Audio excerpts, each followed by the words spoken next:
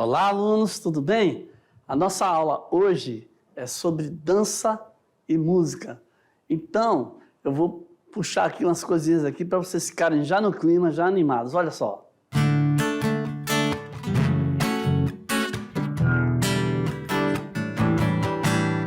Sabe, tchururu, estou louco pra te ver. Oh yes, cabe, tchururu, entre nós dois um querer.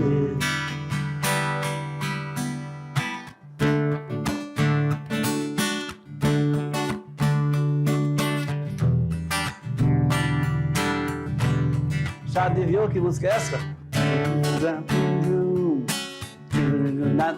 Nem deitei.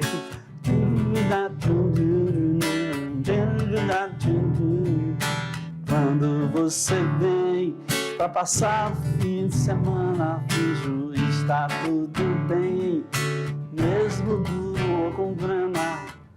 Você ignora tudo que eu faço, depois vai embora, desatando os nossos laços. Quero te encontrar, quero te amar, você pra mim é tudo, minha terra, meu céu, meu mar.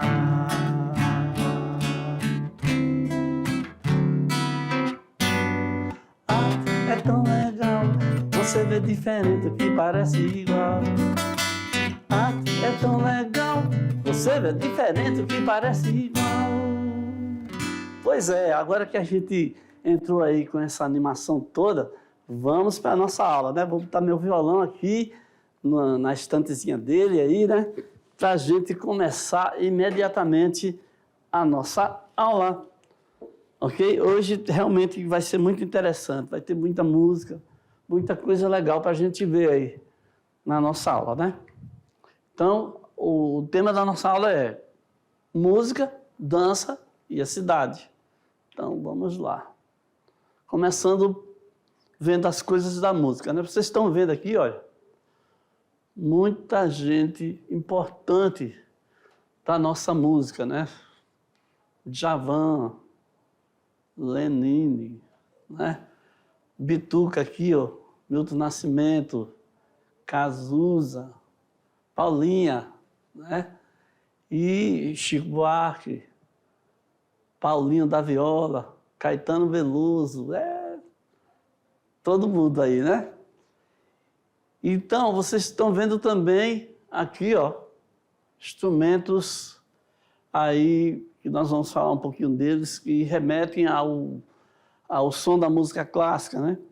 Esses aqui remetem à música popular, e aqui música clássica, inclusive com esta figura aí que a gente vai ver um pouquinho sobre ele. Então você tem a música popular, tem vários gêneros e estilos, como o rock, o samba, o chorinho, o funk e o rap. São músicas que estão...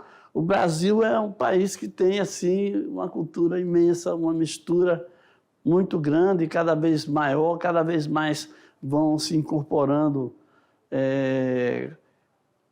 novos estilos, novas pegadas aí tecnológicas. Ó, e na música clássica, música popular, a gente viu aqui agora na música clássica ou de concerto, é uma música ocidental de várias culturas e épocas, como a música erudita ocidental, ok? Então, isso é bem ligado aqui com esses instrumentos, né? Você vê aqui um contrabaixo, né? Uma viola aqui, um violoncelo, violinos, né? Tudo de orquestra. E temos aqui Mozart, né? Que é uma figura aí que eu recomendo você procurar aí, ver nos filmes, né? Ver na internet sobre o Mozart. Wolfgang Amadeus Mozart, né? Que ele, o pai dele, o seu Leopold, percebeu logo cedo que ele era um talento e logo aos 5 anos de idade ele já estava fazendo coisas assombrosas, né? Escrevendo, lendo, tocando flauta. e tudo mais. Coisas que a gente estuda na faculdade, ele já tirava de letra, né? Então, ele é um exemplo de cultura erudita no ramo da música. E aqui, ó, o clássico é um período da música ocidental. Vai mais ou menos de 1750 a 1810. E Mozart é um dos mais conhecidos. Lembra que lá no filme ele dá uma gargalhada lá, né? Então vamos seguindo aqui. A aula está só começando. Então, é muito importante que você saiba o seguinte, que a música ela é produzida através de uma combinação de sons, tá? E nessa combinação, existem coisas muito interessantes entre o grave e o agudo. Existem várias e várias maneiras de fazer com que o som seja medido, combinado. Então, por isso, uma das coisas que é usada assim, para estudar a música são os parâmetros. Assim como as linguagens das artes visuais, das artes cênicas, a música também tem seus próprios códigos, né? Então, tudo que é linguagem é maneira de se comunicar, de se fazer entender, de transmitir ideias, sentimentos, né? Então, o som é produzido pela vibração de algum objeto. Por exemplo, a vibração da corda de um violão. Ó. Certo? Eu vibrei ali a corda mais grossa e a corda mais fina já propositalmente, para você ver que tem diferença entre essas vibrações, né? Os gregos antigos diziam que os sons de instrumentos como a lira e a flauta, né, eram capazes de provocar a sintonia entre seres humanos e os deuses.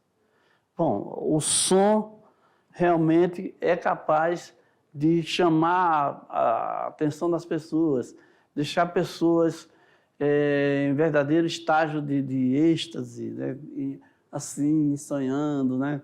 Com aquela coisa boa no coração. E a lira é uma espécie de violão ou cavaquinho nos dias atuais, né? Era um instrumento que se tocava, né?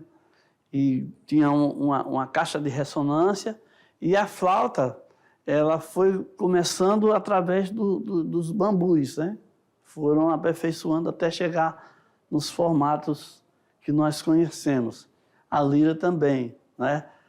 Dizem que o rei Davi era maravilhoso com a lira, que ele tocava e as pessoas ficavam encantadas. Não só a lira, como a voz dele, né? Conseguia ter esse efeito sobre as pessoas.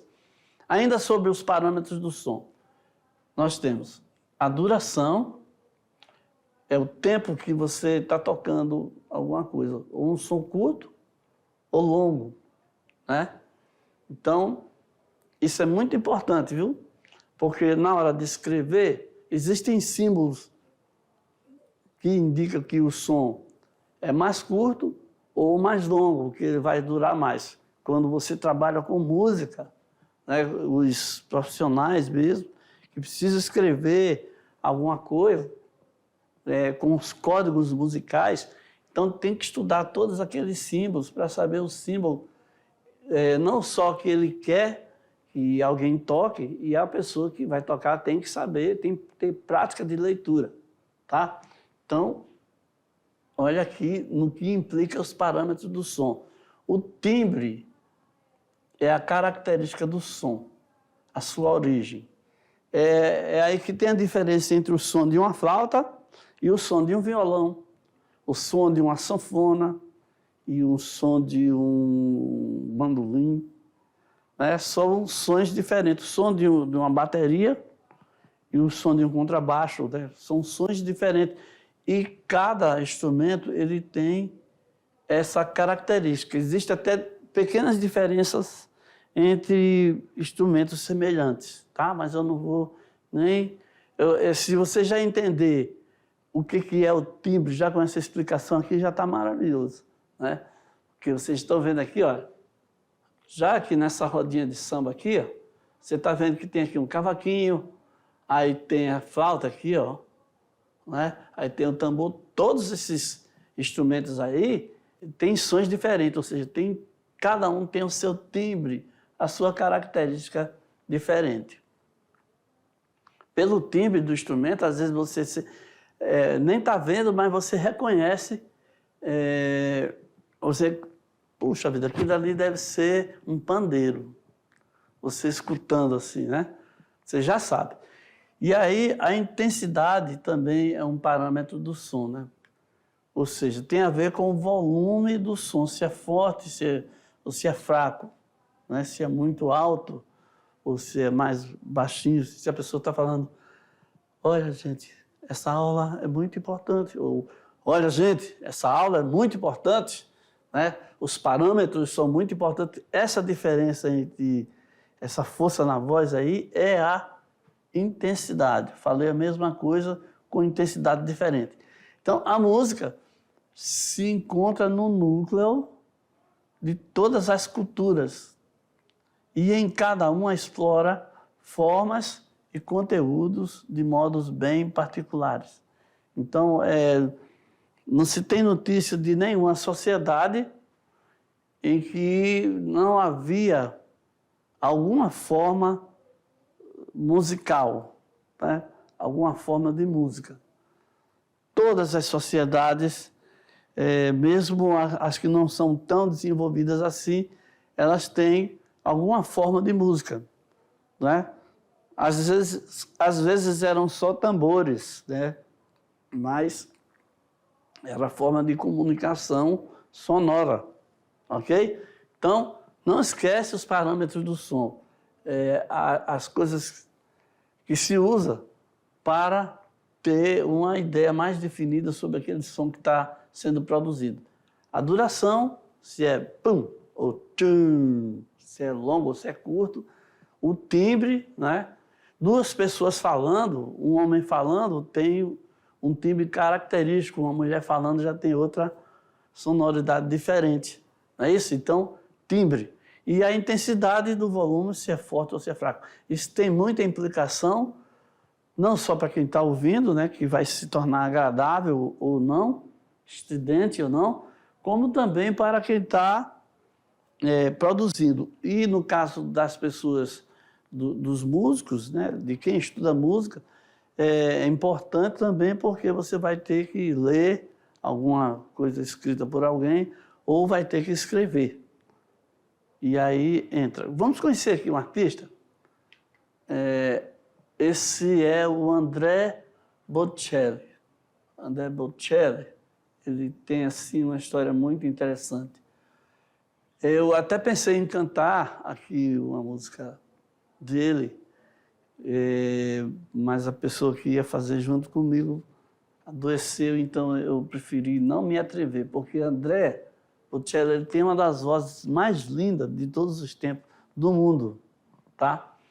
Ele cresceu na fazenda da família, ele já tinha um problema na vista, né? O glaucoma. Até os 12 anos, quando ele tinha 12 anos, ele estava jogando futebol e aí foi atingido, levou uma pancada e aí acabou de perder a sua visão. Mas aí, isso não impediu dele ser o sucesso que ele é. Uma pessoa que conseguiu vender mais de 70 milhões de discos, né? Músicas de sucesso. Um homem riquíssimo, muito bem sucedido na música. E eu gostaria muito que você procurasse na internet e ouvisse Conte Partirou, né?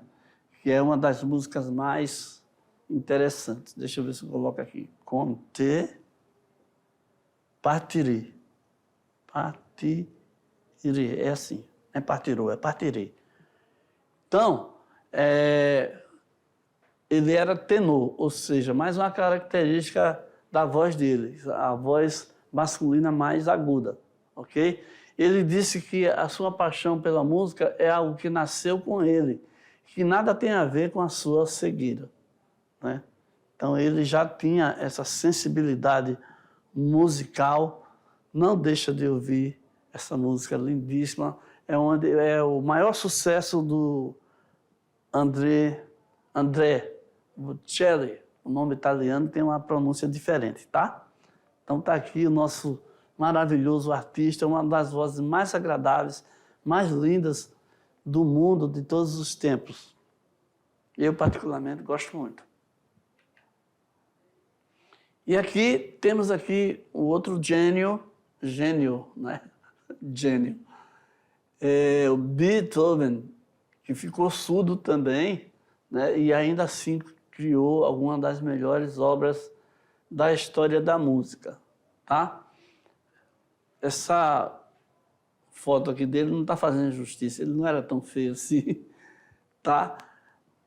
Mas ele realmente, eu conheço uma história assim pitoresca que eu vou contar aqui rapidinho para vocês. Uma curiosidade sobre Beethoven é que ele ouvia pouco, da mesma época do Mozart, né? Que a gente viu ainda há pouco. Ele é o seguinte, o pai de Mozart já percebeu que ele tinha talento. E o pai de Beethoven viu o pai de Mozart ganhando dinheiro, sendo aceito pelos reis, pelas cortes, arranjando trabalho, aí organizou para que os reis ouvissem o Beethoven. E o Beethoven era totalmente contra essa história de se apresentar, ainda mais por dinheiro, entendeu? Naquele tempo, né? Ele tinha 10 anos. E aí, quando todo mundo chegou lá na sala, lá, ele tocou tudo errado propositalmente. O pai dele assim, teve um ódio muito grande e correu atrás e deu uma surra, bateu bastante no ouvido dele, e isso aí agravou muito mais, ele acabou perdendo a audição, tá bom? Então, um caso aí de desobediência, né? E também...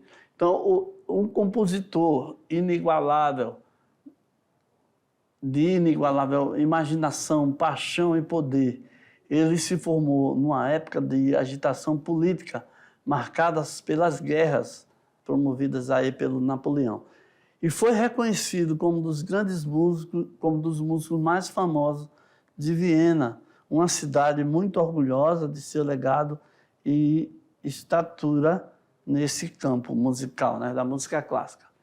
Então, o Beethoven teve toda essa história aí triste na vida dele, e tem um filme chamado Minha Amada Imortal, que eu recomendo também que você assista, porque tem a história de Beethoven. Ele fazia de tudo para disfarçar a sua surdez, né? E uma certa vez a aluna comprou um piano, pediu para ele testar. Ele mandou todo mundo sair da casa, e aí quando ele começa a tocar, as pessoas não se aguentam e se aproximam dele, e aí ele fica altamente louco de ódio, fica possesso e sai assim, louco da vida, né? Então, isso aí está no filme Minha Amada Imortal, assim como uma das músicas mais lindas dele, ok? Uma sinfonia. Então, curiosidade, vamos dizer que os afro-sambas, tá? Nós temos aqui de um lado Baden Powell e do outro lado Vinícius de Moraes, ok? Os afro-sambas foram criados e apresentados por Vinícius de Moraes e Baden Powell. Marcaram a história da música popular brasileira em 1966, porque misturava o samba com outros ritmos africanos e modas de viola de origem europeia. Então, as músicas de Vinícius influenciaram muito artistas como Toquinho, Jorge Ben, não é? E interessante, eu vou fazer aqui um trechinho, né? Não quero nem aparecer para vocês, vou só tocar aqui rapidinho um textinho de Toquinho, só para você lembrar. Olha só. Numa folha qualquer eu desenho um sol amarelo. Certo? Tem essa aqui, ó. E Jorge Ben. Moro num país tropical, abençoado por Deus. E o Gilberto Gil, uma das mais conhecidas e influentes e importantes, é Aquele Abraço. O Rio de Janeiro continua lindo. No início desse samba, ele fala: esse samba vai para o pessoal do terceiro ano aí, a professora Adaildes Brasil, a professora Vaninha, o professor Hélio, o professor Décio e todos os outros amigos aí, e Caetano Veloso. Será que é verdade, hein? Então, aí são exemplos de músicas que foram criadas por esses artistas aí que beberam na fonte do grande poetinha, né? Depois a gente precisa falar um pouco mais dele, né? Do Vinícius de Moraes, porque ele é responsável por músicas muito importantes na história da música popular brasileira, né? Temos aqui o Jorge Ben, o Gilberto Gil e muitos outros, né? E deixa eu tocar aqui uma coisa rapidinho aqui para você, só para você ter uma ideia do trabalho na criação do Baden Powell.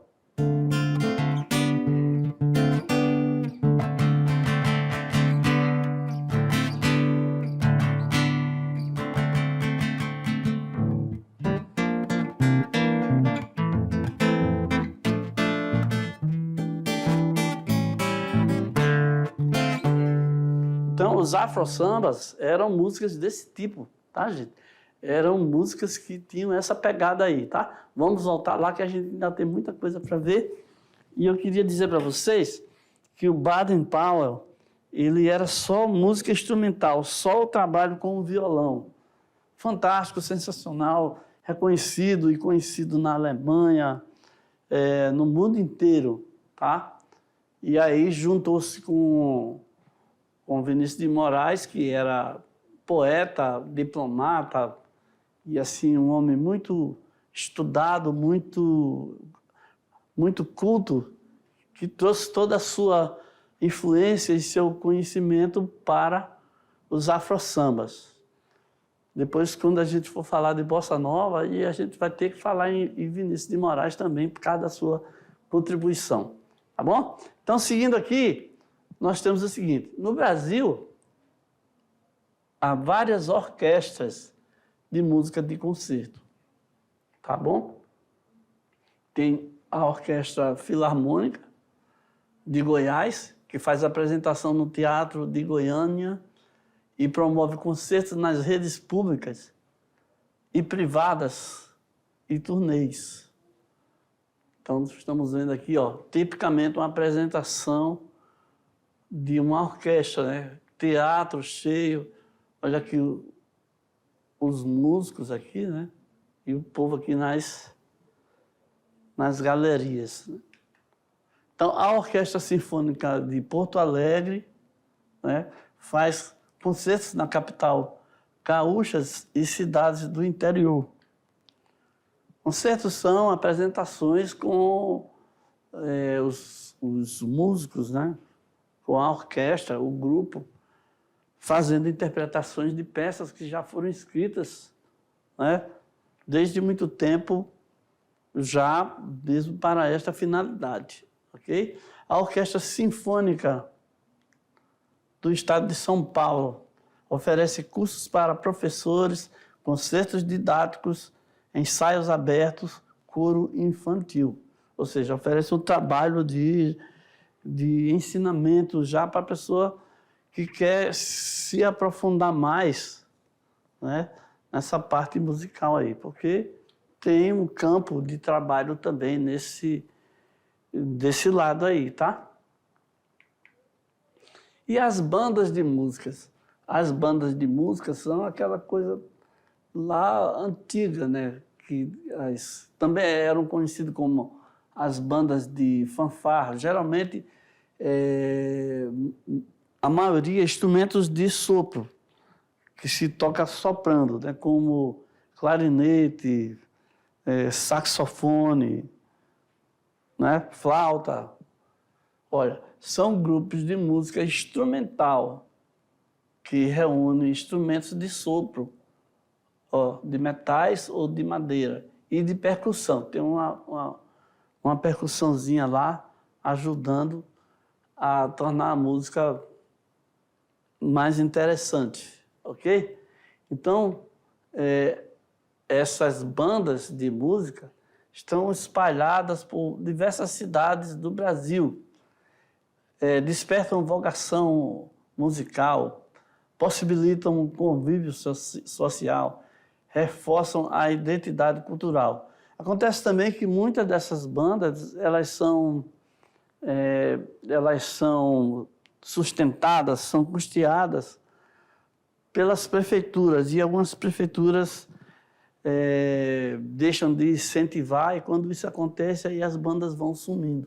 São raras, são poucas as cidades em que os órgãos públicos apoiam, porque tem que contratar um maestro, aí tem o local para ensaiar, e tem as apresentações, tudo isso faz parte, ok? E ainda, nós temos aqui que eles se apresentam em encontros de bandas, festas religiosas e datas comemorativas. Eu lembro muito bem que lá na minha infância, muitos anos atrás aí, na festa da padroeira da minha cidade, lá a banda saía lá desde a sua sede, vinha descendo e tocando na cidade, e as pessoas paravam para ver e assistir.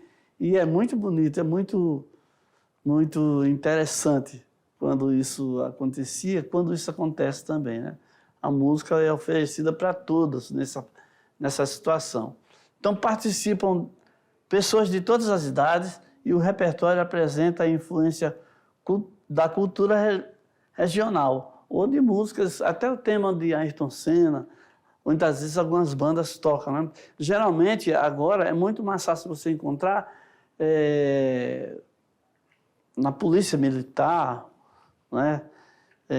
O exército também tem uma banda dessas de fanfarra, né? E são os órgãos que é mais fácil de você encontrar.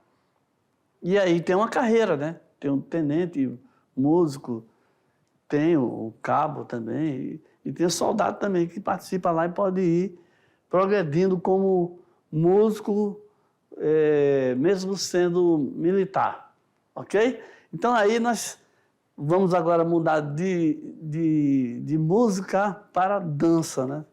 A dança não funciona muito bem sem a música, né? Aquela primeira música que eu toquei para vocês no início da aula, né? É uma música que era cantada por Claudinho e Bochecha, né? Quando o Claudinho era vivo, e ele tinha uma dancinha aí bem contemporânea aí, que a gente vai falar um pouquinho dela já já. Então, a dança contemporânea não se baseia em técnicas e possibilita a qualquer corpo dançar conforme o movimento, ok? Então, os artistas contemporâneos buscam inter-relação com o espectador para que ambos pensem e reflitam. A preocupação é permitir e relacionar os movimentos da dança à vida do homem moderno, construindo o movimento de dentro para fora e não separando o corpo da mente. Então, alunos,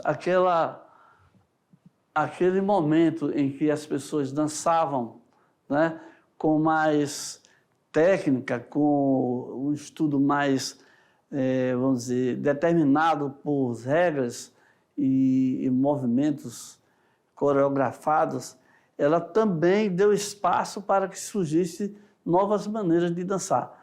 Então, por isso que eu falei que o Claudinho, ele dançava, botava a mão assim e dançava, né? Então, aquilo ali é válido, ele baixava a cabeça e fazia, sabe? Tchurururu, não é? Vocês lembram, né? Está aí na televisão, na internet. E aí, e vale, é dança também, é um movimento que ele lançou e que é válido sim. Vamos voltar lá para a gente ver mais detalhes sobre a dança na cidade. Então, gente, olha só. A dança ocupa a cidade e desafia a gravidade.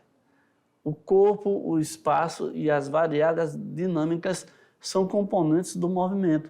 Uma coreografia ou uma performance é elaborada com combinação de movimentos do corpo no espaço, não é? Então, a coreografia é um grupo de dança, né, que faz tudo lá combinado, como alguns artistas aí, né? Ou então alguém que chega e simplesmente faz uma performance aí em algum lugar da cidade. A criação do intérprete ou coreógrafo influenciado pelo espaço que o corpo ocupa, né? Então, os movimentos tornam-se muito interessantes visualmente falando. Olha aqui esse grupo aqui, ó. Então, vamos agora para uma atividade interativa. Temos aqui uma pergunta para vocês, tá? De que forma a dança e a música contribuem para a nossa saúde? Opa, olha aqui uma pessoa se movimentando aí, bastante. Vamos refletir para achar a nossa resposta, ok? Então, atualmente, né, contemporaneamente, a ideia principal é quebrar as regras e ocupar os espaços.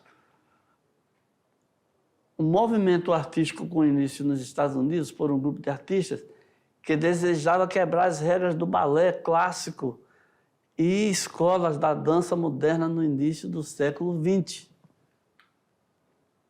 Então, veja só. Na década de 1960, a dança buscava novos espaços para a interação entre intérprete e público e propunha formas mais inclusivas de exploração de movimentos nos espaços. É que quando a dança só podia ser apresentada em salões, aí tinha que alugar o salão, tinha que alugar o teatro e tinha várias dificuldades, né? E aí as pessoas acabavam sem ter espaço para dançar, para mostrar um trabalho. Então, veja só, aqui um exemplo de música, de dança, desculpa, onde você tem aqui A Morte do Cisne, um balé de 1905, coreografado por Mikhail Fokine, né? Uma composição de Camille Saint-Saëns. É uma linda metáfora para o fim da nossa existência, né? Para o fim de todos os ciclos que passamos durante a vida. A metáfora é uma comparação, tá bom? Então, o solo de balé da bailarina Anna Pavlova nos ensina que a cada instante devemos morrer e deixar morrer aquilo que já não tem mais sentido dentro de nós, guardando a devida beleza de termos feito parte do grande espetáculo da vida. Tá? Então, vamos aqui a mais uma curiosidade aqui, ó. Dança e arquitetura. Dança utilizando os prédios, né? A companhia italiana, aí, segundo posto, né, é fruto de um projeto concebido em 1994 pela coreógrafa Wanda Moretti e pelo músico Marco Castelli. Então, nós estamos vendo aqui ó, a Valentina Moir, que dançou de 2003 a 2008, né? As performances desafiam a gravidade ao utilizar a dimensão aérea e as formas arquitetônicas de prédios e edifícios como palcos e cenários para os seus movimentos. Então, vocês estão vendo aqui qual é a proposta, qual é a ideia, né? Então, vamos ver aqui a grande responsável aí, né? A Wanda Moretti. Ela é coreógrafa e pesquisadora. Seus estudos de dança se concentram nos sistemas de proporção e harmonia do espaço. É a primeira bailarina na Itália a realizar dança vertical em 1990. Estão vendo aí as novas ideias, né? Novas propostas. A posição dos corpos no espaço e na arquitetura dos espaços utilizada pela companhia são componentes essenciais para suas criações artísticas. Olha só, os cabos, né? E as pessoas realmente aí arriscando. O público presente se torna parte do espetáculo e assiste aos movimentos executados ao som de uma música tocada ao vivo. Olha que proposta interessante. Né? Vamos ver mais aqui dessa ideia. O projeto Banda Loop traz ao público performances de dança aérea, sob a direção de Amélia Rudolph. Cria uma mistura de dança, esporte, ritual e consciência ambiental. E os locais típicos, átrios, museus, outdoors, arranha-céus, pedra natural, penhascos de granito, eles têm realizado a partir de Seul para São Paulo e Verona para Viena. Então, são ideias aí bem arrojadas, bem maneiras novas e diferenciadas, né? De dançar com uma proposta totalmente nova. E nas cidades brasileiras, você vê o seguinte: atualmente os espaços urbanos são cada vez mais explorados como palco de criações coreográficas em todo o mundo. As companhias de dança e os coreógrafos transformam a rotina das praças e das ruas em suas criações. Então, a performance, né, dá outro sentido aos espaços, que dão novos sentidos à própria dança, transformando o movimento dos corpos. Esses sentidos são variados e compõem a dança contemporânea. Tá? Então, a nossa atividade aqui interativa. De que forma a dança e a música contribuem para a nossa saúde? A dança é um tipo de exercício físico excelente e é terapêutico. É estimulante, relaxante, motivador, pois não envolve muito sentimento. Tem o poder de espantar os males e os estresses do dia a dia. Se movimentar pelo ritmo da música transforma um dia ruim em um dia maravilhoso e alegre, tá? Então vamos aqui ver aqui uma atividade, né? Uma hora de fazer artes. O processo de criação, tá? A dança improvisada. Agora é a sua vez, né? Crie uma dança improvisada aí, resiste por meio de câmeras e depois analise o resultado com os demais colegas. Podem ser usados sons musicais para dar ritmo e o importante é ter criatividade. Então, alunos, nós vamos agora aqui, ó, nós vamos terminar a nossa aula cantando um pouquinho. E eu quero dizer que a música, ela contagia, né? Ela faz com que você entre um pouquinho na vontade de dançar, na vontade de mexer o corpo. Olha só. Arte é tão legal, você é diferente que parece igual. Arte é tão legal. Não esquece, hein? Eu quero que você faça aí uma ótima atividade. Tchau.